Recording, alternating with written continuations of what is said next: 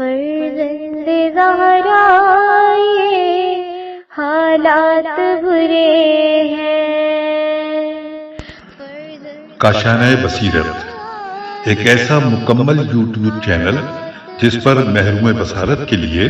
بالخصوص اور تمام افراد کے لیے بالعموم سینکڑوں کی تعداد میں اسلامی کتب دستیاب ہیں۔ لہذا گزارش ہے کہ آپ اپنی ذمہ داری نبھاتے ہوئے کاشانۂ بصیرت کو سبسکرائب کرنے کے ساتھ ساتھ بیل آئیکن کو پریس کیجیے تاکہ آپ علم کے حصول کے ساتھ ساتھ مذہب اہل بیت کی اشاعت میں بھی اہم کردار ادا کرتے رہیں۔ کاشانۂ بصیرت، کاشانۂ بصیرت، کاشانۂ بصیرت۔ فرزند زہرا یہ حالات برے ہیں۔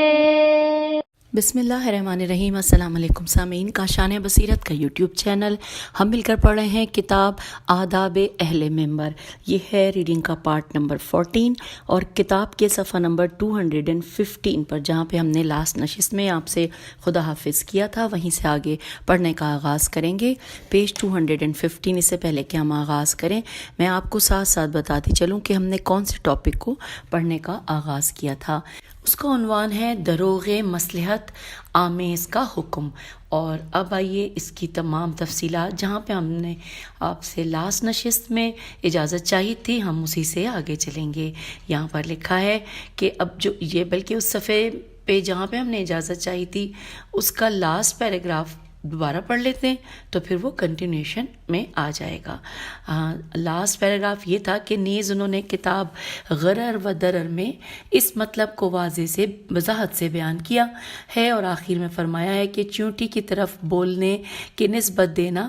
مجاز و استعارہ ہے۔ حوالہ ہے غرر و درر، جلد نمبر 2 صفحہ نمبر 353۔ یہاں پہ آپ سے اجازت چاہی تھی، آگے چلتے ہیں۔ لکھا ہے کہ اور یہیں پر اس وجہ یعنی کہ زبان حال اور وجہ اول یعنی مبالغے میں فرق ظاہر ہوتا ہے، کیونکہ وجہ اول میں قول کی اصل نسبت مطابق واقع اور حقیقی ہے، اور اس کے کہنے میں مبالغہ و تشبیہ اور استعارہ ہوا ہے، اور اس جگہ زبان حال میں اس کے برعکس جس طرح کے اہل دانش سے پوشیدہ نہیں، اور جو کچھ سید جلیل وغیرہ نے چونٹی اور ہدہد وغیرہ کے قصے میں فرمایا ہے، اگرچہ وہ بہت سی نصوص اور محققین کی تحقیق کے خلاف ہے، مگر اس جگہ ان کے کلمات کو صرف اس بات پر گواہ کے طور پر نقل کیا گیا ہے کہ انہوں نے کلام کی اس قسم کو دائرہ کذب سے خارج کیا ہے، گو کہ وہ کذب حرام سے ظاہری صورت میں کوئی امتیاز نہیں رکھتی، اور ہمیشہ علماء نے نظم و نثر میں اس قسم کی گفتگو کی ہے، بلکہ ان کے ذریعے اپنے بیانات کو رونق بھی بخشی ہے اور اپنے دعووں کو منصع قبول تک پہنچایا ہے۔ میم نون صاد حمزہ ہے پہنچایا ہے، لیکن چونکہ نظم میں یہ چیز زبان حال زیادہ اور اس قدر رائج ہے کہ وہ ایسے قرینے کے محتاج نہیں کہ جو اس بات پر دلالت کرے کہ اس گفتگو سے مراد زبان حال ہے، نہ کہ زبان دہان، بخلاف نثر کے جہاں اکثر مواقع پر انتباہ کی ضرورت ہے، جیسا کہ دیانت کا تقاضا ہے، تاکہ کہیں ایسا نہ ہو کہ اس کے ظاہر کو دیکھ کر کوئی اسے دروغ سے منسوب کرے۔ پھر لکھا ہے کہ اس کا اور اس کی مثال وہ کلام ہے جسے امیر المومنین علیہ السلام نے اپنے خطبے میں الہاکم التکاثر، الف لام ہے کے اوپر کھڑا الف ہے اور پھر یہ کاف میم اور پھر التکاثر پڑھنے کے بعد مرنے والوں کے حالات کے بیان میں فرمایا۔ یہ نہج البلاغہ کے خطبہ نمبر 218 میں سے اقتباس ہے۔ ترجمہ ہم پڑھتے ہیں کہ اگرچہ ان کے نشانات مٹ چکے ہیں اور ان کی خبروں کا سلسلہ منقطع ہو چکا ہے، لیکن چشم بصیرت انہیں دیکھتی اور گوش عقل و خرد ان کی آواز سنتے ہیں۔ وہ بولے مگر نطق نون توئے قاف و کلام کے طریقے پر نہیں، بلکہ انہوں نے زبان حال سے کہا، شگفتہ چہرے بگڑ گئے، نرم و نازک بدن مٹی میں مل گئے، اور ہم نے بوسیدہ کفن پہن رکھے ہیں اور قبر کی تنگی نے ہمیں عاجز کر دیا ہے اور ہم نے ایک دوسرے سے خوف و دہشت کا ورثہ پایا ہے. ہماری خاموش منزلیں ویران ہو گئیں، ہمارے جسموں کی رعنائیاں مٹ گئیں، ہماری جانی پہچانی ہوئی صورتیں بدل گئیں. ان وحشت قدوں میں ہماری مدت رہائش دراز ہو گئی. نہ بے چینی سے چھٹکارا نصیب ہے اور نہ تنگی سے فراخی حاصل ہے. انورٹڈ کاما کلوز ہو گیا ہے. یہ نہج البلاغہ خطبہ نمبر 218 کے اقتباس کا ترجمہ ہم نے مکمل کیا. پھر لکھا ہے کہ شیخ ابو الفتوح رازی کی تفسیر میں مروی ہے انورٹڈ کاما کہ ایک روز کسی سائل نے سوال کیا تو حسین ابن علی علیہ السلام نے فرمایا جانتے ہو کیا کہہ رہا ہے؟ لوگوں نے کہا نہیں ہے فرزند رسول صلی اللہ علیہ وآلہ وسلم. فرمایا کہتا ہے میں تمہارے یزدان کا فرستادہ ہوں، اگر آپ مجھے کوئی چیز دیں گے تو لے لوں گا اور یہاں سے چلا جاؤں گا، وگرنہ یہاں سے خالی ہاتھ چلا جاؤں گا. Inverted comma close. اور علی بن طاؤس رحمۃ اللہ نے کتاب لہوف کے آخر میں فرمایا ہے کہ جب حضرت سید سجاد علیہ السلام شام سے واپس مدینہ طیبہ تشریف لائے اور اپنے اقربا یعنی پدر بزرگوار اور بھائیوں کے گھروں میں داخل ہوئے تو آپ علیہ السلام نے دیکھا کہ یہ گھر زبان حال سے نوحہ کر رہے ہیں اور ان گھروں کی زبان حال سے سوزناک طولانی کلمات نقل کیے گئے ہیں. Inverted comma close. حوالہ ہے لہوف صفحہ نمبر 84. اب آخری پیراگراف میں ہے کہ لیکن ان کلمات کے بارے میں پہلے کی جانے والی گفتگو میں تنبیہ کی گئی ہے اور جو کچھ ہم بریکٹ میں لکھا ہے کہ صاحب کتاب جو کچھ ہم نے کہا ہے اس سے معلوم ہوا کہ صاحب مستند نے مبالغات شعریہ کے علاوہ دیگر صورتوں میں روزہ کے مطلقاً فساد کو واضح ہے. روزے کے مطلقاً فساد کو کا جو حکم دیا ہے وہ درست نہیں بلکہ زبان حال کا حکم بھی اسی صورت کے حکم میں ہے جیسا کہ آپ نے دیکھا. اور آگے لکھا ہے واللہ العالم وَإِلَيْهِ التَّكَلَّانِ عین لام یہ ہے الف لام تے کاف لام الف نون. اور اب آ جائیے ہم آ گئے ہیں کتاب کے صفحہ نمبر 218. ہم پڑھنے جا رہے ہیں مقام پنجم. یہ یہاں پہ بڑا بڑا لکھا ہوا ہے مقام پنجم اور یہاں اس کے ساتھ ہیڈنگ ہے کہ اخبار و قصص قاف صاد کو نقل کرتے ہوئے صدق سے کیا مراد ہے. یہ سوالیہ نشان ہے. آئیے تفصیلات جانتے ہیں. یہاں پر اس بات کی وضاحت کی جائے گی کہ اخبار و قصص قاف صاد کے نقل کرنے میں صدق سے کیا مراد ہے. یاد رہے کہ اخبار و قصص نقل کرنا ہی ذاکرین اور خطیبوں کا اصل سرمایہ ہے جس کے ذریعے کبھی تو یہ متاع آخرت حاصل کر لیتے ہیں اور کبھی دنیاوی مال و جاہ انہیں حاصل ہوتے ہیں. جس طرح کہ پہلے بیان ہو چکا ہے اس صدق کا مقابل کذب بھی یہاں معلوم ہو جائے گا. اگلے پیراگراف میں لکھا ہے کہ یہاں صدق کے معنی کی وضاحت مقصود نہیں ہے کیونکہ محل و مقام کے اعتبار سے صدق کے بہت سے معنی ہیں کیونکہ کبھی اس صدق کا محل و مقام قول ہوتا ہے اور کبھی فعل اور کبھی قلب اور ارادہ و عزم وغیرہ ہوتا ہے. نیز مجاہدین فی سبیل اللہ کی ہمت کے مطابق اس صدق کے مختلف درجات ہیں اور صدق کا جو محل و درجہ فرض کیا جائے اس کا مقابل و مخالف ایک کذب ہوگا. ان مفاہیم کی وضاحت اخلاق اور معانی بیان و اصول کی بعض کتب میں کی گئی ہے اور یہاں اس شرح کا ذکر کرنا مناسب نہیں ہے. یہاں جو بات ضروری ہے وہ یہ کہ صدق کے مراتب کی طرف اشارہ کیا جائے اور یہ بات بتائی جائے کہ جو کچھ آیات و اخبار سے مستفاد ہوتا ہے میم سین تے فعل افدال ہوتا ہے اس کے اعتبار سے صدق سے کیا مراد ہے. بس ہم کہتے ہیں کہ مخفی نہ رہے کہ حقیقی اور واقعی صدق مقامات انسانی کا آخری درجہ اور کمالات نفسانیہ میں سے عالی صفت ہے کیونکہ صادق حقیقی وہ ہے جو معارف و اصول دین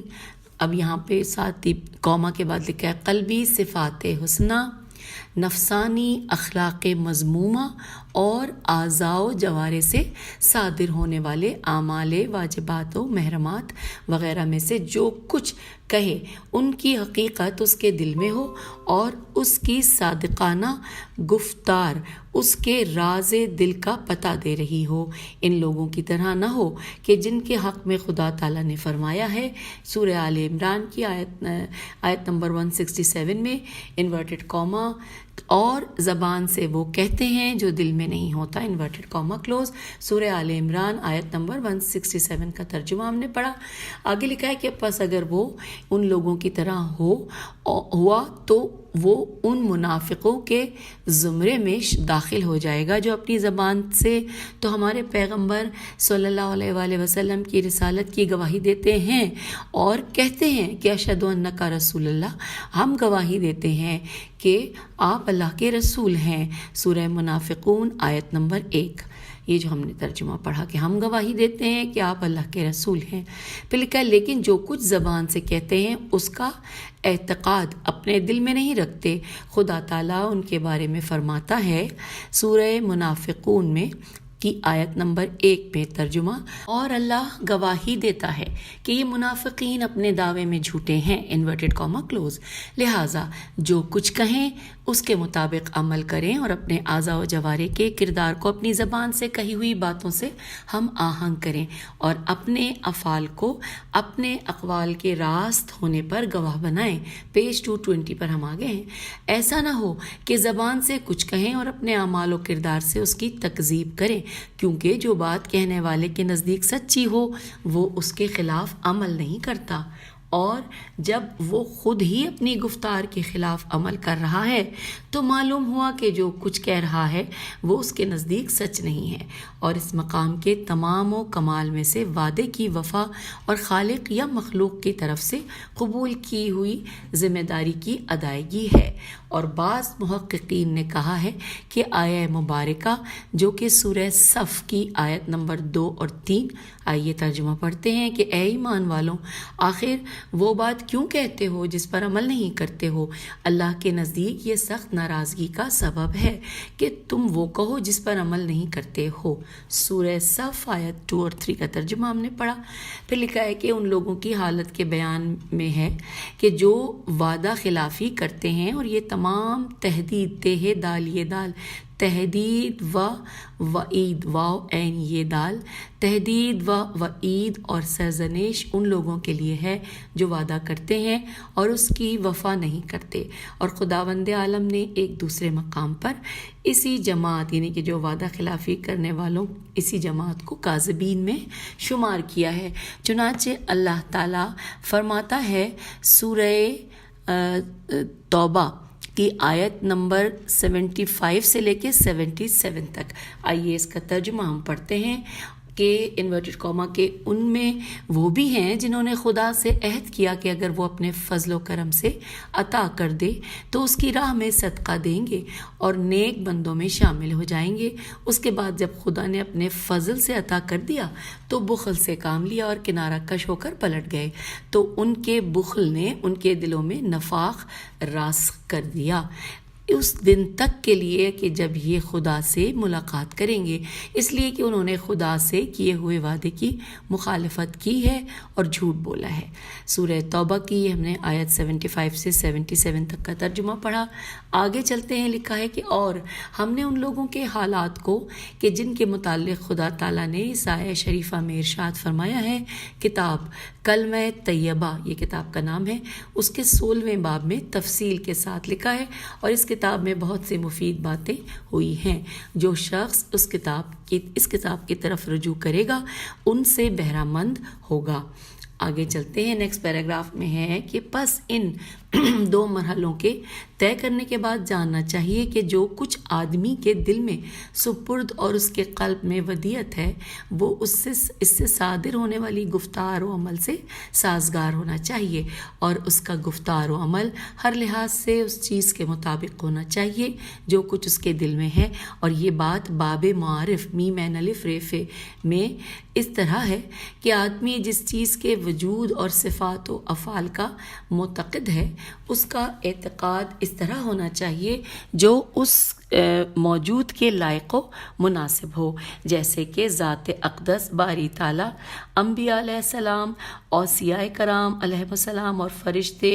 روز قیامت، بہشت و دوزخ، ان تمام کا اسی طرح معتقد رہے کہ جس طرح اس کو ان کا علم ہے اور ان کا اعتقاد رکھتا ہے۔ اور مرحلہ اخلاق میں اس طرح ہے کہ آدمی جس صفت کا حامل ہے وہ صفت اس کے گفتار اور اعتقاد کے لحاظ سے راست ہو، یعنی اس صفت کی حقیقت و اصلیت اس میں پائی جاتی ہو، محض دعویٰ ہی دعویٰ نہ ہو اور وہ صفت اس پر مشتبہ میم شین تے بے نہ ہو، ورنہ وہ اس مرحلے میں کاذب ہو جائے گا، جیسا کہ مقام دوم میں امیر المومنین علیہ السلام کے اس قول، یہ ہم اس کا ترجمہ پڑھتے ہیں کہ تم کذب سے پرہیز کرو کیونکہ ہر چیز کا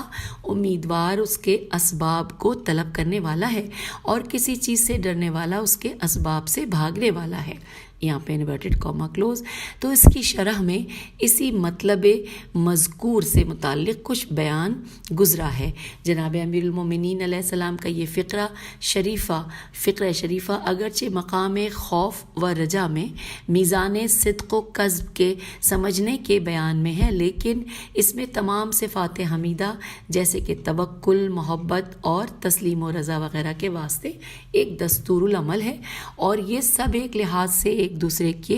کی شریک ہے، اور ان تمام کے لیے کچھ ایسے آثار و علامات ہیں کہ انسان خود اور دوسرے اس خصلت کے صادق اور کاذب ہونے کے بارے میں پہچان سکتے ہیں۔ باقی رہا زبان اور باقی اعضاء کے لحاظ سے تو اس کے معنی معلوم ہیں، اور عوام الناس اس معنی کے سوا کچھ نہیں جانتے کہ آدمی جس چیز کی خبر دے اگر وہ خبر اسی طرح ہے جس طرح اس نے خبر دی ہے تو اس کو صدق ورنہ کذب کہتے ہیں۔ اور مجاہد فی سبیل اللہ کو چاہیے کہ ان تمام مقامات میں موحد رہے، میم واو ہے دال، موحد رہے اور کسی مقام میں کسی کو بھی حق تعالیٰ کا شریک نہ بنائے، اور جو وجوہات کہے اور جو عمل انجام دے اور جس چیز کا اعتقاد رکھے وہ صرف ذات مقدس احدیت کے تقرب کے لیے تمام مفاسد سے خالی اور پاک ہو، جیسا کہ آیہ مبارکہ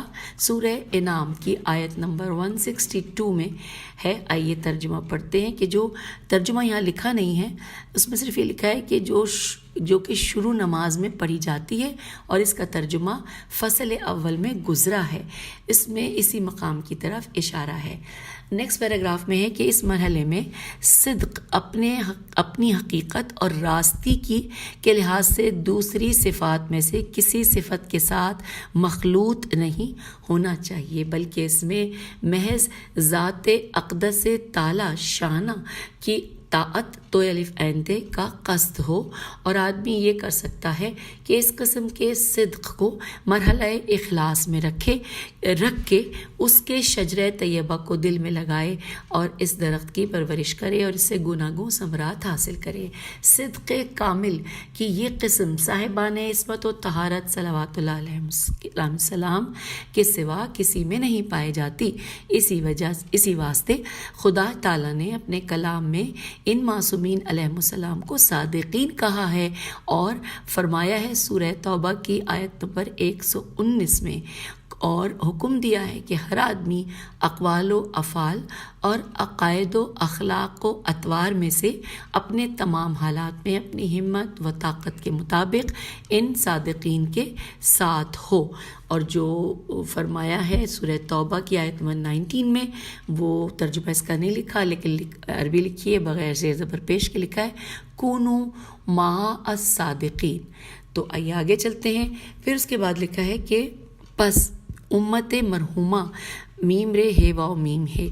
امت مرحومہ میں دو قسم کے لوگ ہوئے، ایک قسم صادقین کی اور دوسری قسم ان لوگوں کی ہے کہ جنہیں ان صادقین کی متابعت کا حکم ہے۔ میم تے الف بے عین تے کا حکم ہے، اور یہ نہیں ہو سکتا کہ یہاں اس آیہ مبارکہ میں صادقین سے مراد وہ لوگ ہوں کہ جو محض زبان کے راست گو اور سچے ہوں، اگرچہ وہ دل میں منافق یا اعضاء و جوارح کے عمل میں عاصی ہی کیوں نہ ہوں، کیونکہ یہ بات محال ہے کہ خدا تعالیٰ کسی منافق یا عاصی کی متابعت میم تے الف بے عین تے اور مائیت میم عین یہ تے کا حکم دے۔ نیکسٹ پیراگراف، ہم پیج 224 پر ہیں، آگے ہیں۔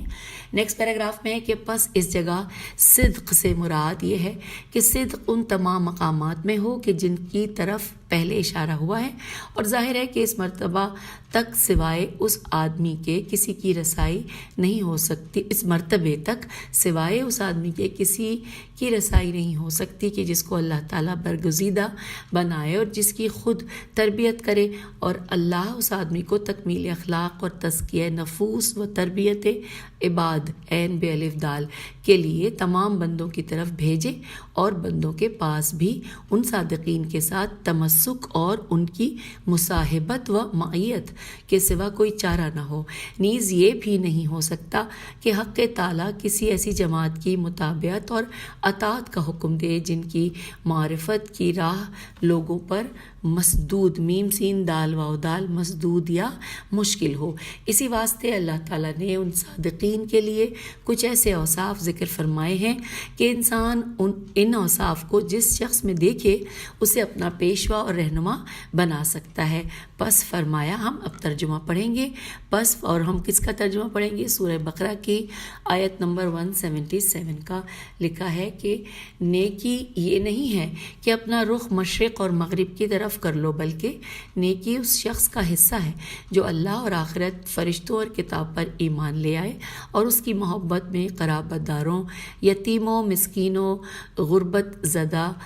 مسافروں، سوال کرنے والوں اور غلاموں کی آزادی کے لیے مال دے اور نماز قائم کرے اور زکوٰۃ ادا کرے، اور جو بھی عہد کرے اسے پورا کرے، اور فقر و فاقے میں اور پریشانیوں اور بیماریوں میں اور میدان جنگ کے حالات میں صبر کرنے والے ہوں، تو یہی لوگ سچے ہیں اور یہی صاحبان تقوی و پرہیزگار ہیں۔ یہ سورہ بقرہ کی ہم نے آیت 177 کا ترجمہ پڑھا۔ پھر لکھا ہے کہ اور دوسرے مقام پر فرمایا ہے، سورہ ہجرات آیت نمبر 15 ترجمہ انورٹڈ کاما، مومن تو بس وہی ہے جو خدا اور اس کے رسول پر ایمان لائے، پس انہوں نے اس میں کسی طرح کا شک و شبہ نہ کیا اور اپنے مالوں اور جانوں سے خدا کی راہ میں جہاد کیا، یہی لوگ دعوی ایمان میں سچے ہیں۔ یہ ہم نے پڑھا سورہ ہجرات کا ترجمہ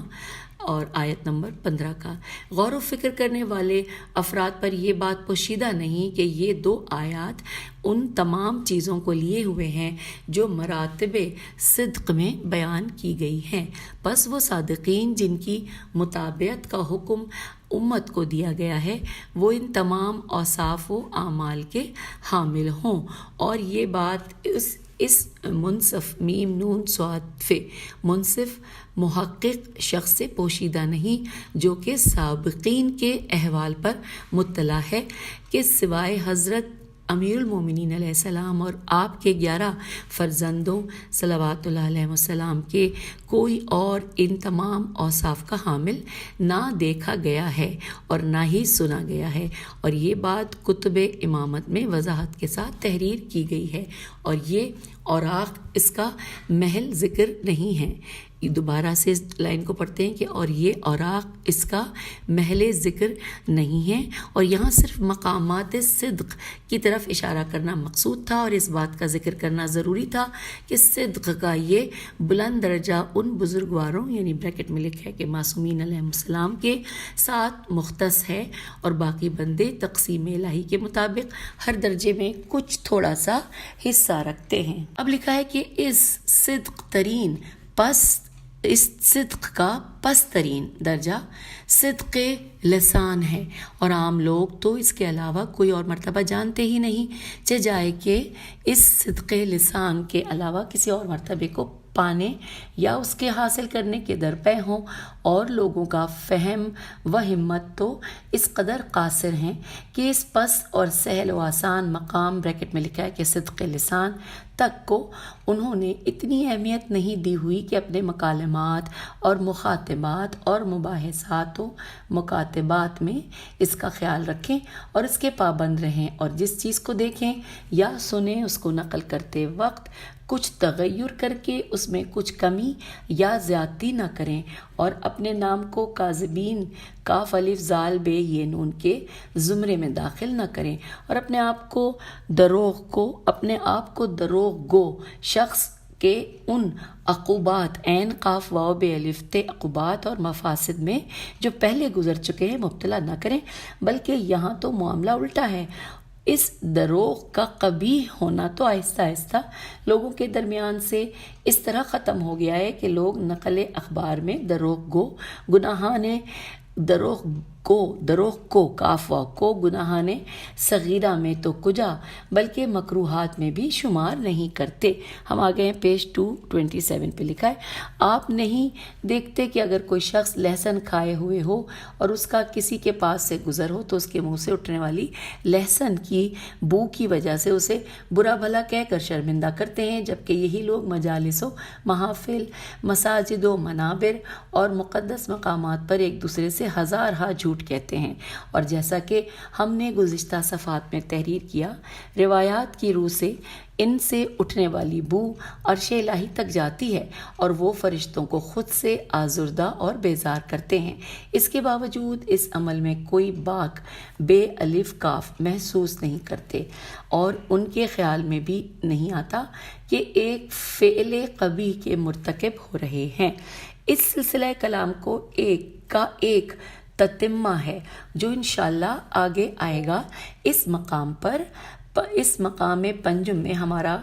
اہم مقصد اس صدق اور کذب کی وضاحت اور تشریح ہے، جسے ذاکرین اور ان جیسے لوگوں کو جاننا اور ملحوظ رکھنا چاہیے، نیز انہیں اخبار و قصص نقل کرنے کے سلسلے میں اپنی تکلیف سے واقف ہونا چاہیے۔ علاوہ ازیں صدق لسان اور کذب زبان سے پرہیز، جس کے متعلق آپ جانتے ہیں کہ گناہان کبیرہ میں سے ہے، اور ذاکرین بھی تمام دوسرے مکلفین کی مانند اس میں شریک ہیں، اور ہم اس قسم کو بعض علماء کی پیروی میں صدق و کسب شرعی کہتے ہیں۔ نیکسٹ پیراگراف میں کہ ہم اپنے مقصد کی وضاحت یوں کریں گے کہ جب ناقل نون الف قاف لام ناقل کسی خبر اور قصے کو کسی واسطے سے نقل کرے اور وہ واسطہ کسی دوسرے واسطے سے نقل کرے، یہاں تک کہ یہ سلسلہ اصل خبر و قصے تک پہنچتا ہے، تو اکثر ناقل یعنی نقل کرنے والے کے نزدیک وہ چیز جسے وہ نقل کر رہا ہے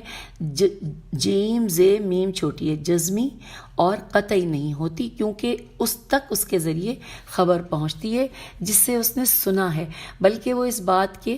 راست اور دروغ ہونے میں برابر کا امکان محسوس کرتا ہے۔ ہاں، بعض اخبار و قصص میں ایک طرف کا زوئے نون غالب ہوتا ہے، لیکن اس زن و گمان کی کوئی حیثیت نہیں ہے، مگر ان اخبار و قصص میں بعض ایسی ہوتی ہیں کہ جو کسی مخصوص راہ سے حاصل ہوتی ہیں یا کسی معین شخص سے پہنچتی ہیں، جیسا کہ یہ بات اپنے مقام میں ذکر کی گئی ہے، اور اس جگہ یہ بھی مذکور ہے کہ بنی آدم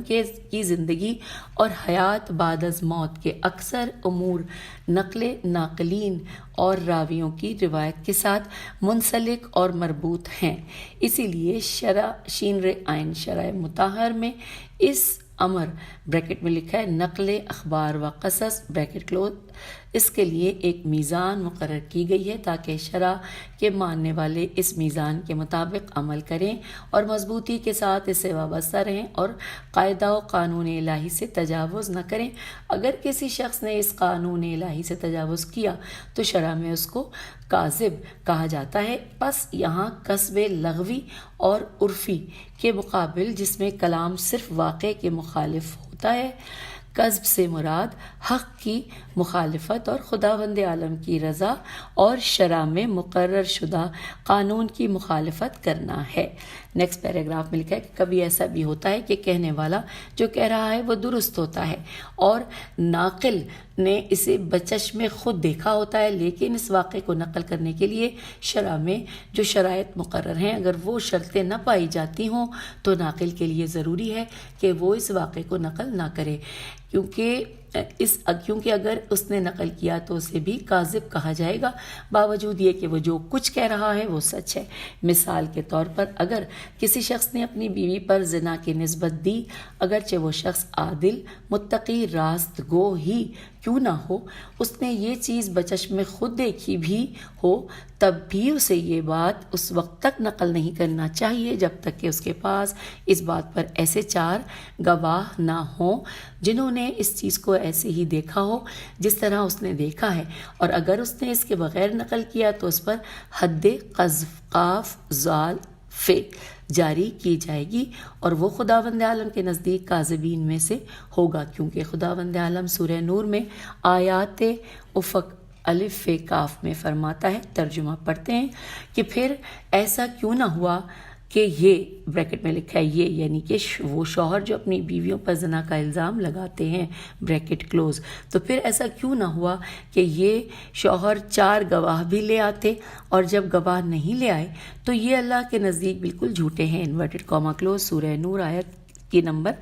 نمبر 13 کا ہم نے ترجمہ پڑھا، اور پھر لکھا ہے کہ یہاں اس گروہ پر قذف کے تمام احکام جاری ہیں، البتہ اس مقام کے علاوہ دوسرے مقامات میں ناقل کا فریضہ یہ ہے کہ وہ کسی ثقہ شخص سے نقل کرے، یعنی اس سے نقل کرے کہ جس کی نقل پر وہ مطمئن ہو، اور اس قسم کا آدمی وہی ہو سکتا ہے جو دروغ کہنے سے پرہیز کرتا ہو اور راست گو ہو، اور یہ سیرت اس کے لیے ملکہ اور عادت بنی ہوئی ہو، اور جو اپنے جاننے والوں اور اپنے ساتھ زندگی بسر کرنے والوں میں اس صفت سے معروف ہو۔ نیز یہ بھی ضروری ہے کہ وہ زیادہ بھلکڑ نہ ہو اور اس میں زیادہ سہو و نسیان نہ ہو، اور جس چیز کو وہ نقل کر رہا ہے اس چیز کو جاننے والا اور اس پر بصیرت رکھنے والا ہو، اور جب ایسا ہوگا تو اس سے سننے والا ہر آدمی اس کی نقل پر مطمئن ہوگا۔ تو سامعین، یہاں پر پیج 229 پر ہم آپ سے اجازت چاہتے ہیں اور اگلی نشست میں پیج 230 سے ریڈنگ کا آغاز کریں گے، اور جہاں سے اجازت چاہیے اس کی کچھ لائنیں پڑھ کے آگے چلیں گے۔ خدا حافظ، فی امان اللہ۔